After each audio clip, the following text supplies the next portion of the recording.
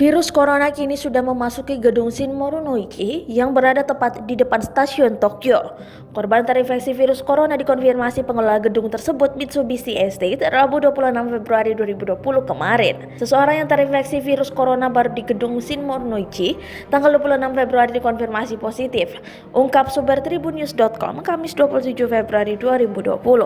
Dikatakan bahwa tempat-tempat dan area-area umum di mana orang yang terinfeksi mungkin telah melakukan kontak.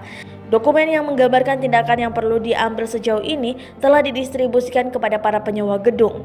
Orang yang terinfeksi tersebut adalah pegawai Pemda Ishikawa yang berpartisipasi dalam acara perusahaan yang diadakan pada tanggal 13 Februari 2020 lalu di gedung tersebut. Mitsubishi Estate telah meminta perusahaan untuk mengambil tindakan pencegahan seperti mencuci tangan dan penggunaan masker.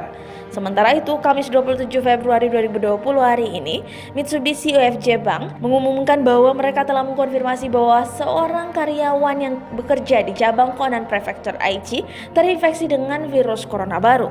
Dia dalam kondisi stabil dan akan dirawat di rumah sakit. Sekitar 10 anggota staf bank yang mungkin melakukan kontak berat dengan staf terinfeksi tersebut juga ikut dirawat di rumah sakit. Pihak bank juga sedang menyelidiki kontak dengan pelanggan bank dan berusaha menghubunginya. Orang yang mendampingi staf yang terkena demam pada tanggal 25 Februari tampaknya telah berkonsultasi dengan lembaga medis. Ternyata dinyatakan positif pada tanggal 26 Februari kemarin.